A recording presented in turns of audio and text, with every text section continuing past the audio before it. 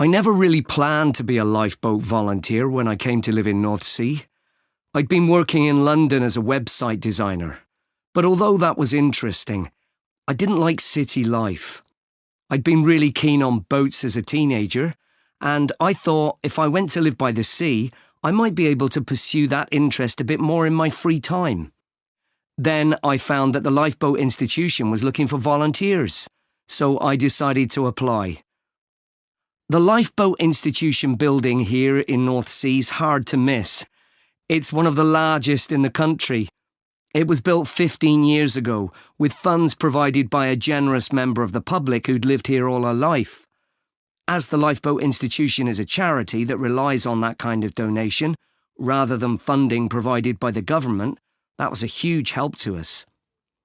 When I applied, I had to have a health assessment.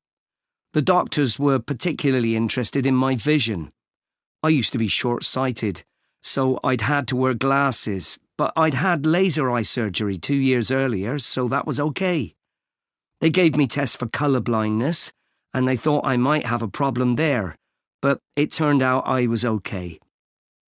When the Coast Guard gets an alert, all the volunteers are contacted and rush to the lifeboat station. Our target's to get there in 5 minutes. Then we try to get the boat off the dock and out to sea in another 6 to 8 minutes. Our team's proud that we usually achieve that. The average time across the country's 8.5 minutes. I've recently qualified as what's called a helmsman, which means I have the ultimate responsibility for the lifeboat. I have to check that the equipment we use is in working order. The crew have special life jackets that can support up to 4 people in the water, and it's ultimately my decision whether it's safe to launch the boat. But it's very rare not to launch it, even in the worst weather.